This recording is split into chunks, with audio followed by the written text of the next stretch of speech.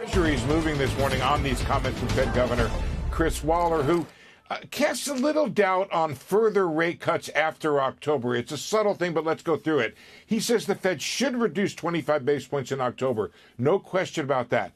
Beyond that, he says he needs to see how you reconcile this issue of strong GDP on the one hand and a soft labor market on the other hand. He said something has to give here, and that's going to determine what he does beyond October. The Fed should avoid rekindling inflationary pressure by moving too quickly. So a bit of caution there. Still concern about inflation by the influential Fed governor, who is one of the top candidates for being replacing Chair Powell in the Fed chair position. He says if the labor market softens further and inflation remains in check, the Fed should think about cutting another 100 to 125 basis points down to neutral. That really affirms market pricing down the road of about a 300 or a 3% Fed funds rate. Tariffs he expects to have a modest effect on inflation, and the Fed is on track, he says, towards the 2% goal. He's focused on the labor market and the weak payrolls now more than inflation.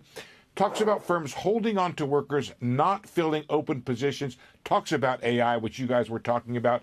And he's concerned about this no hire, no fire stance, which is very prevalent among companies these days, saying businesses may soon have to decide whether fewer employees are needed. So, Carl, I'll leave it there. But this issue of AI he talked about extensively yesterday, says there could be job losses before there are job gains. Costs first, benefits later. Carl?